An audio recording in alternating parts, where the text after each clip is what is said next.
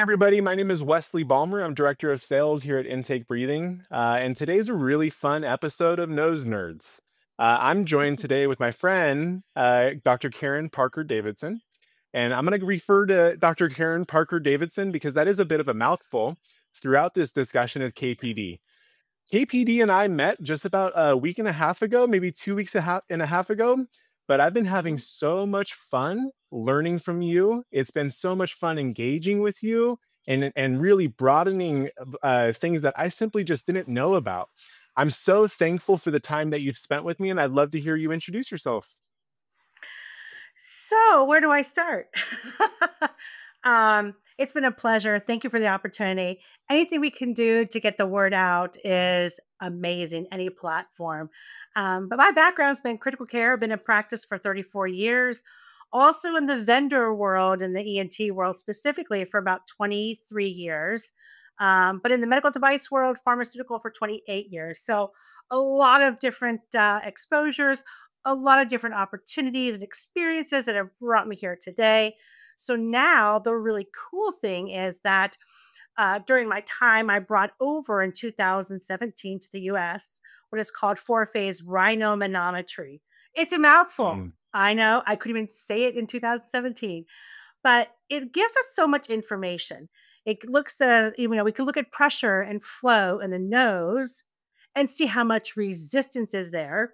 And that resistance will help us determine what treatment, how well it's working, as well as stability of the treatment over time, even a year out. So, what does this mean? Something physiologically happens over time.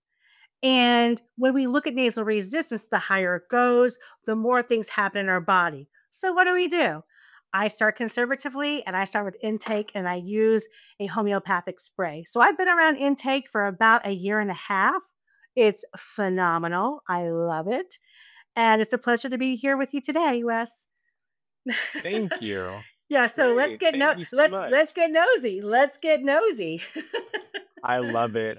It's so fun because all of these terms that you've coined are just so much fun to say. Like, I love the Mhm. fact that I'm a nose nerd. Today we're talking about expert fitment of intake breathing and the nasal function associated with the product and how it impacts the nasal cavity and the different areas of the nose.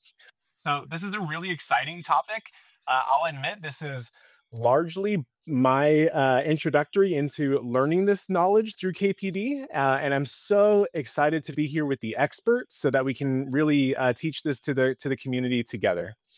So just to kind of run through a little bit about why we're having this conversation. Intake is extremely popular on social media. Over the last year, we've really seen a significant increase in our engagement. Last year, we sold more than 450,000 devices, had nearly 650 million views on social media. And one of the things that we're seeing is that we're seeing that there's a frequent confusion in general just about proper placement. And so, from the medical, understanding the clinical physiology of the nose and nasal function, we're able to give expert advice. This Nose Nerds series is designed for practitioners to gain that knowledge so that they can give expert advice to the Mhm. patient. We went through this introduction, but KPD, I just want to kind of say it again.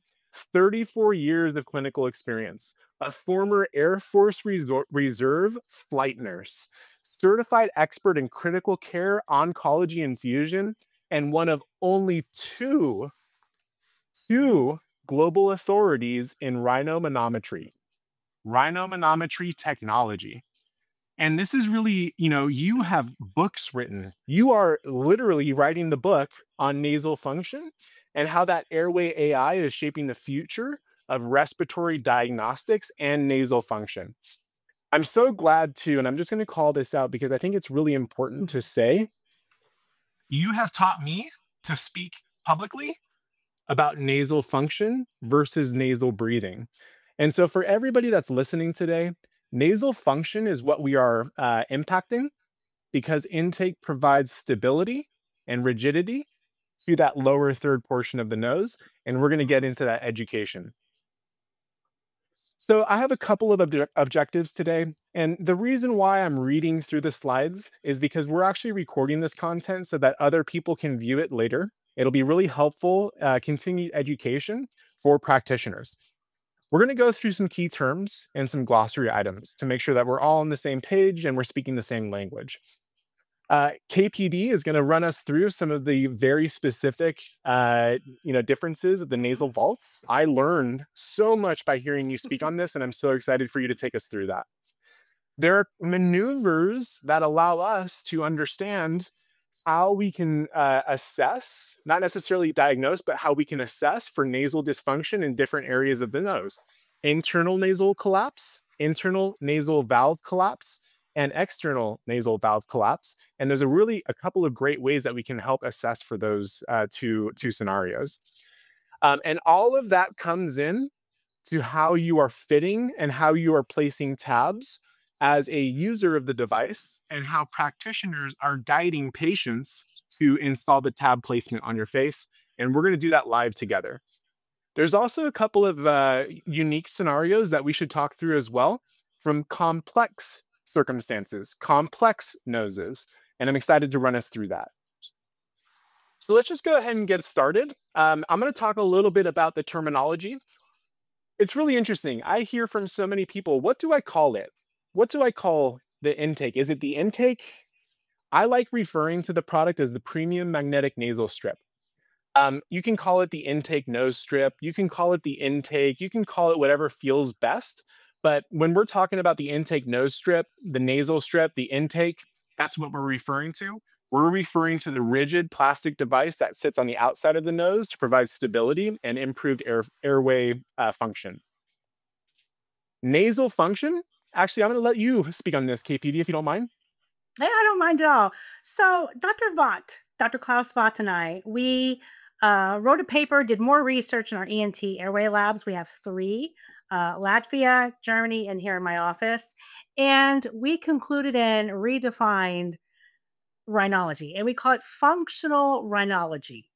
So, no disrespect to all of the breathwork providers out there, but the term nasal breathing is so 1990s that now we have to look at nasal function, because the nasal function is what is affecting our breathing and our breathing pattern. So, we have to look at the function before we can even look at our nasal breathing. And that's pretty much the root cause. So, we're looking at the structural as well as the physiological performance of the nose and the nasal passages. We want to look at the nasal resistance and how much there is, and how that resistance is impacting us, and in turn, how intake can bring that nasal resistance down, the inflammation down, for better breathing, better nasal function, and better sleep. So that's the goal that we have in mind. And that's a perfect segue. How do we measure nasal resistance? Yeah, so rhinomanometry, the concept has been around since the late 1890s, and over the years it has developed. And there was just rhinomanometry out there. And Dr. Klaus Vaught, he's now 89 years old, going on 90 years old, and we're very good friends. And actually, he has bequeathed the technology and information to me to carry on his legacy. So, a very big shoes to fill, but his passion has been, osmotically transferred over to me, and it's a pleasure and an honor to carry on that legacy. But around 1970s, he created and innovated the first computerized four-phase rhinomanometer, and that really came to market around 2012 or so. So we had the old kind that's now obsolete. Now it's four phase, a little bit more, a few more tricks in the technology to really give us a more precise prediction or predisposition to different diseases. So we're going to capture the flow on one side of the nose against the pressure gradient to calculate the resistance. And nasal resistance as the key biomarker that we use, or that I use, that looks at physiologically what's happening. And just a side note, that we in medicine practice a lot based on pressures, intracranial pressure in our head, blood pressure, blood flow, abdominal pressure, intrathoracic pressure in our chest. These are all different parts. So basically, we are a walking pressure bubble that is trying to defy gravity. I'm going to talk about nasal valve collapse, and I do want to add that there is a difference between internal and external nasal valve collapse. And this is a structural condition where the internal or the external nasal valve narrows during inspiration, and that reduces airflow. This is a common issue that affects a huge amount of individuals. When I was sharing with my family over our family dinner, it was actually this really interesting thing about intake. My entire family leaned back. They showed me that everybody has either a single or a double external nasal valve collapse. And I thought it was so interesting. I had never known it was so common. And then I'd love to hear from you, KPD, on the different maneuvers. Yeah. So just a few statistics. Yeah, about 22-25% of the people globally have a nasal valve collapse, where when you breathe in, the side walls just collapse. Now, when we look at the phenomenon, like why is this happening? Again, we have nasal pressure, and that pressure is being affected by the airflow coming in. And our noses, when we breathe in, they work 1.2 times harder in performance than when we breathe out. So think about that. The nose is working a little bit harder when we breathe in, then we have the pressure changes. And if our side walls of the nose are not strong enough, be it from trauma or from rhinoplasty or just age, even age, this can happen, they will collapse. But in some people, about 30% of the population, there's what's called a nasal valve phenomenon. So we Mm. can't see it with the naked eye. We can't see it with an ENT scope. We can't really evaluate it on a questionnaire, but we can see it with four-phase rhinomanometry. And it looks like a little tiny loop because when we breathe out, there's more passages, there's more structure that the air has to go through to get out of our nose. So our nasal resistance is always higher when we breathe out. However, when there is a collapse or a problem involved with the nasal valves, then you can see aerodynamically that the resistance is higher on inspiration. So it'll flip. So you see higher resistance on inspiration than you do on expiration. But just a keynote on this, we call it Bernoulli's principle, and we look at the velocity of airflow. So just real quick, 80% of our airflow to the lungs comes through the nose. We have to really identify where is this, because we have two sets of nasal valves. Internal, that's the most common form of collapse. And then we have the external. So the internal is right here by the first turbinate, and external is right here around the rim of your nostrils. And they do both make an aerodynamic effect. So, how do we know which is which and causing the problem? Well, we have Dr. Cottle, the Cottle maneuver. So, typically, it's just taking two fingers, placing it here, and then just gently pressing outward. Breathe in and see how that feels. Does it feel better? Then, Davidson maneuver. So I take my index finger, tip of the nose, just gently press up, just a little bit. Breathe in. Does that feel better? Now we know subjectively what feels better for us as far as where to put the band and the tabs. And we want the best efficacy and the best outcomes and the best airflow. So that's what we do. Coddle, Davidson. Amazing. And we're going to go into detail and we'll show everybody how to perform these here very soon. So, I have had a very hard time pronouncing this word, and I'm going to ask for a little bit of support here, but let me run through the upper third, middle third, and lower third. So, the upper third is going to be the bony vault, and you can feel this. You can feel the bony vault when you palpate at the top of the nose, the upper third portion. You can feel that bone. The cartilaginous, help me here, KPD. Did I say it right? Cartilaginous. So the yeah, vault one is the bone, cartilaginous is right here. So you've got like major alar and you've got minor alar. You got a whole lot of cartilage right there. So right here, yeah. Mhm.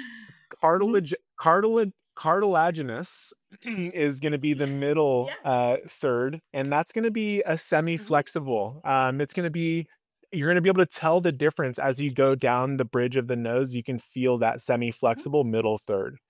And then the lower third, Mhm. that's going to be alar cartilage. And there's a lot of different cartilage. I'm not going to misspeak here, but I think the groups of cartilage that make up that lower third portion, there's cartilage surrounding the nose in different areas of that space. Do you want to help me say that a little bit more eloquently, KPD? Yeah, so you've got bony cartilage and then a more fleshy tip.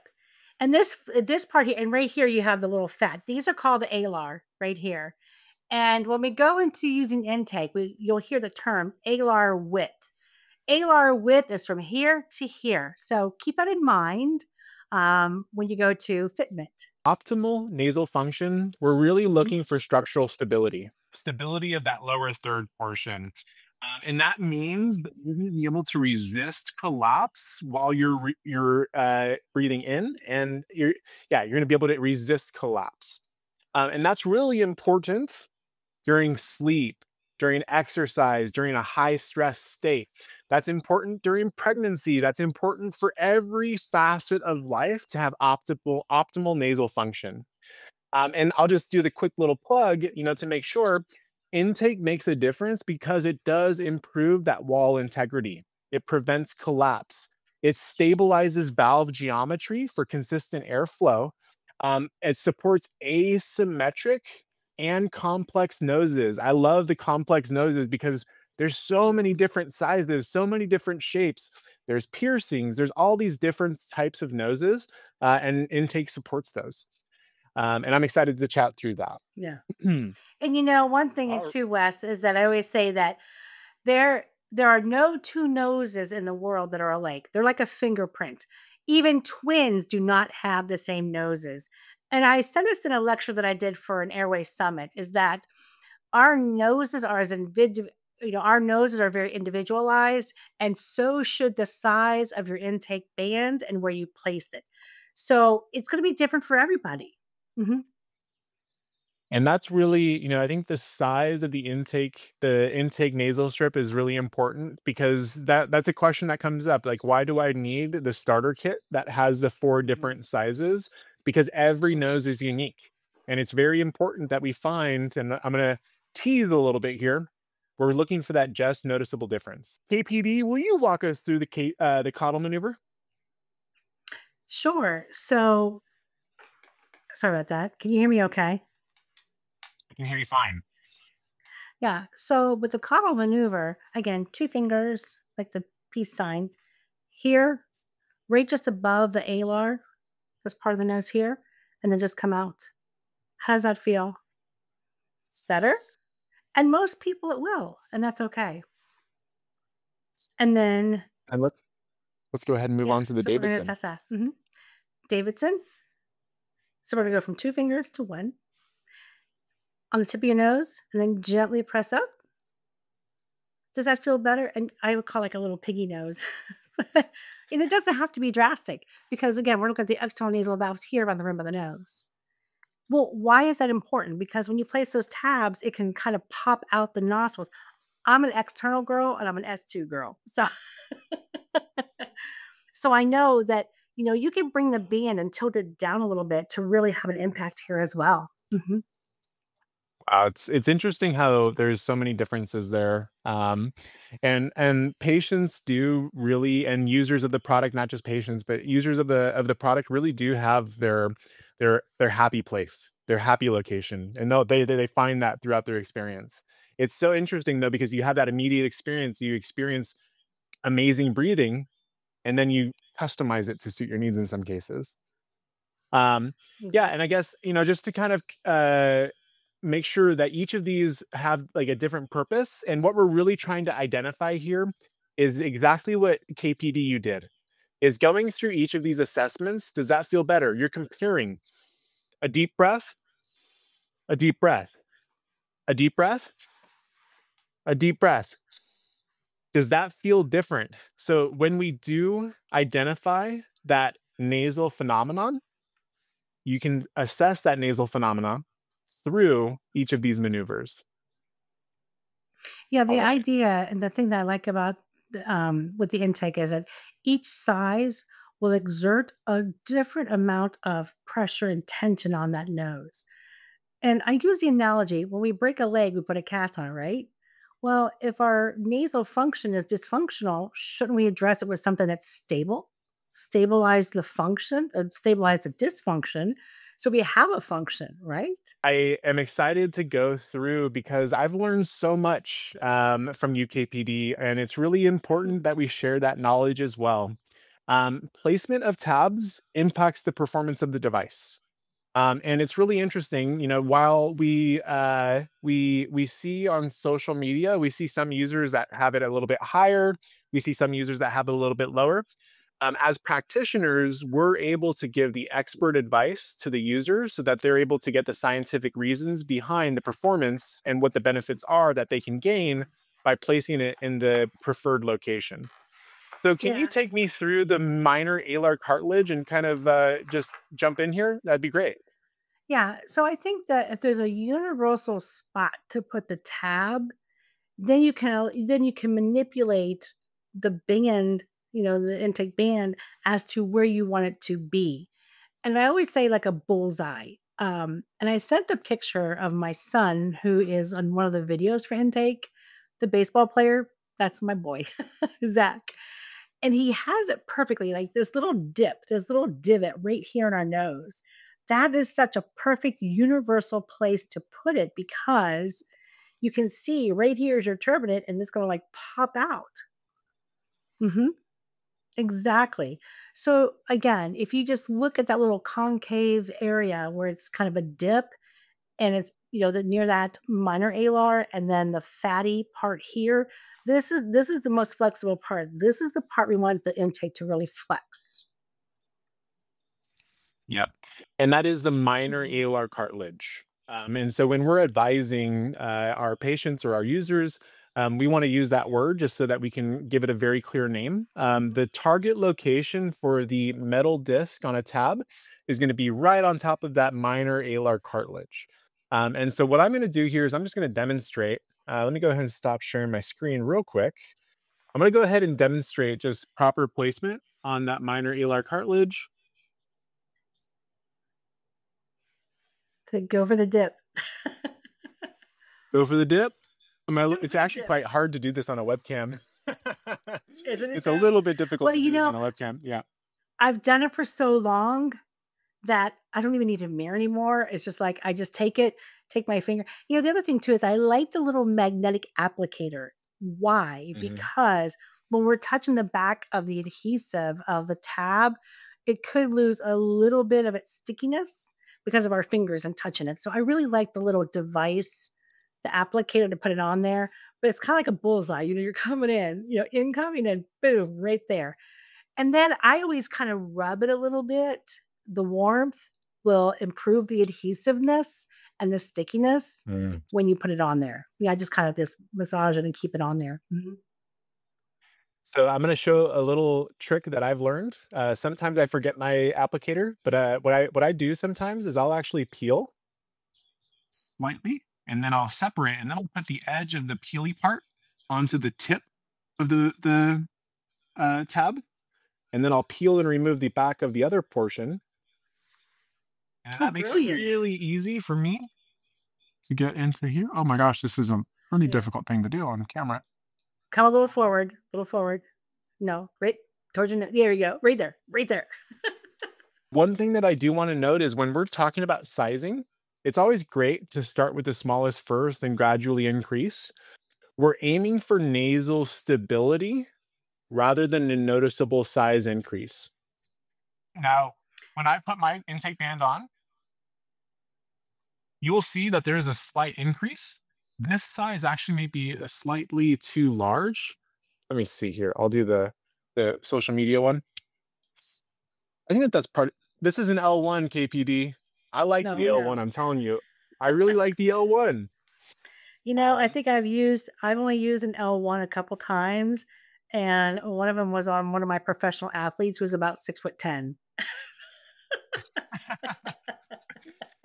If well, that tells you anything. this Yeah, and I think that it's interesting, patients and users have preferences and, the L1, it seems to fit me the best, especially with the bridge of my nose as well. And so that's why there's so many different sizes inside of the starter kit too, so you can really find the size that feels the best. You know Now, what? KPD, will you talk to us? Go ahead. No, no, I'm sorry. I had a little glitch there. I'm sorry. Go ahead. Oh, I was just going to ask you, one of the things that you had mentioned to me in our discussions was that in some cases, when you're installing a band that is a bit too large, that there could be adverse effects. Can you run me through that? Yeah, so we need a little bit of nasal resistance in our noses. There is a normal range of resistance, and we need that to slow down the air for filtration, warming, humidification. And that's really important as far as, getting air into our lungs. But what happens is, and this is a very big misnomer, people think, oh, wider noses, bigger noses is better.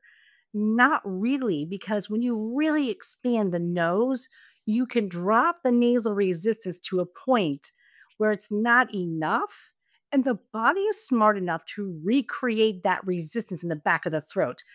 The body will chime in and say, I gotta slow this air down. We can't put cold, dry, nasty air into our lungs. So it will be Mm, smart enough to say, well, we're gonna recreate resistance. And usually it's in the back of the throat. And a side note, I'm an S2 size girl. And I was on an actual TikTok live. And I said, well, let's just see what happens. So I put the L1 on me. And it was so big that I couldn't feel air coming in. And I actually threw myself into a little tiny panic attack. And that's how Oh. people with empty nose syndrome feel. They can't feel the air coming in and they get real panicky because they don't feel like they can breathe. Yeah. And that's, I That's think why I it's bring it down. really it's good to make Mhm. sure that we're educating the practitioners on this because it is something that we Mhm. will witness on a frequent basis. There is a more optimal location. And this is a great opportunity for us to just provide education. And the Mhm. rhinomanometer is a great way to be able to see on a graph the Mhm. airway resistance and the variance in nasal function between the nostrils with different placement. So KPD, can you say confidently you've proven it? Comfortably, I have. I looked at Okay, great. so I've been a part of, in the past, studies of the other malleable, flexible band that you put in the middle of your nose. That shall go unnamed. But Sure. we looked at that. And what was really interesting is that after 1 hour, it really lost that tension and, the amount of pressure that was being exerted on the outside of the walls of the nose, and it dropped by about 25%. Again, this is why intake is so valuable. Each size is a few millimeters wider that provides a little bit more tension on the sides of the walls of the nose. And that variety will help you keep that airway stable. Again, we want to keep the nose walls stable, airflow coming in to bring inflammation down. And it's a downward effect from the nose to the tonsils and so on. This is so good for kids. In the industry, and I get this question a lot, can I use it in kids? There's a huge push for our kids as far as sleep, being misdiagnosed with ADHD, being on too many medications, too many chronic illnesses. I believe that nasal function, and I say this in my book, nasal function is the first physiology to health. We need to breathe well to sleep well. Yeah, one of the things that we've said throughout this is that we're targeting a just noticeable difference. That just noticeable difference is going to translate into stability of the nasal function, stability of the nasal valve. That's going to produce benefits in sleep. That's going to produce benefits during exercise. Stability of that space is going to be so important. And we're targeting a just noticeable difference. Can you run me through how you came up with this term? I know you coined this, correct? This was, yeah, Dr. Vaught and I were just saying just noticeable difference. And it goes back to that Weber-Fechner law. Our perception of breathing versus how we are actually responding to the stimuli of breathing. And again, the just noticeable difference will be just a few millimeters to completely change the trajectory of our perception subjectively and how much airflow is actually coming in. So, like I said, 1 to 2 millimeters can really make a difference based on Pascal's law when they look at the radius to the fourth power and that change that can really happen. Um, so it really becomes a science. It really does. Yeah. Yep. And while we're advising patients or while we're advising users, we're really targeting that just noticeable difference. And so, because intake is so easy to remove, you can take it on, you can put it back on, or you can take it off, you can put it back Mhm. on. You can really show and demonstrate to the user or to the patient to identify that just noticeable difference, taking them through the different Exactly. sizes. Put it back Exactly. on, take a deep breath, take it off, right? You're looking for the just noticeable difference. You know, my One favorite thing pro too tip is as that well. oh, go ahead. Go ahead. Well, one thing, when you put the band on, look at your nostrils. Like I always say, "Show me your nostrils, and I'll show you a nose that doesn't work." Yes, you have beautiful nostrils. I said the first day we met, I was like, "Wes, you got beautiful nostrils." Oh But my seriously, goodness. show me your nostrils, and I'll show you a nose that doesn't work. Um, and what does that mean? Well, I wanna see equal size of your nostrils, and if you can mechanically manipulate with that with intake, it's all the better. It really is. But it's interesting, one thing to call out is that intake users will prioritize that individual preference in certain cases. And it is important the stability by having proper tab placement, the stability that they're finding by whatever size that they do use, they will find stability that does improve nasal function. We do just want to Mhm. educate the user, and we do want to educate the patient about proper sizing and proper tab placement so that they can have the knowledge. They will still prioritize that individual preference. Right, right. Let's talk about some complex noses. Yes. The deviated septum. You know, what's interesting is that 70 to 80% of us have a deviated septum, a little bit. So we all have a deviated septum. To some degree. But how do we fix it? And it can be you can have like one go one direction, one you could have like a posterior, and you can have an anterior. It could be from trauma, sports. But what's interesting is that babies, 20% of babies that have a breathing problem have some form of a deviated septum, either from a vaginal delivery or in utero life. So that's kind of where the problem begins, right? So if you don't want surgery, and that's okay, a lot of people are on the fence. So what can you do to get across that hump, that little waiting time? And the one benefit about intake is that you can put the tabs on, but you can put it, and it sounds like a Southern term, y'all, but it's just like cattywampus or a little crooked. And like Wes is doing, the theory here is that we're going to take the deviated side that has the smaller nostril and pop it open a little bit more. Remember, JND, just a few millimeters to get that air in. So again, as you're looking at your deviation, take the smaller nostril and put that side a little tiny higher to pop open that nostril for you. Because there's another factor when we look at nasal resistance. Another factor we look at in nasal function is partition of airflow. We like to have a 50-50 partition of airflow, right? Sometimes that's not, we can't get to that. But we can do 60-40, 70-30 is really on the fence, right? But the closer to 50-50 per partition of airflow we can get, the better. A post-traumatic deformity. I'm not sure if this illustration is the perfect illustration of a nasal post-traumatic deformity, but typical tab placement will remain unchanged, and you would still intend to attempt to do the twist. Um, in these complex noses, it's very important to assess identifying the just noticeable difference because we are going to be providing stability to the external nasal valve of the lower third and to the internal nasal valve.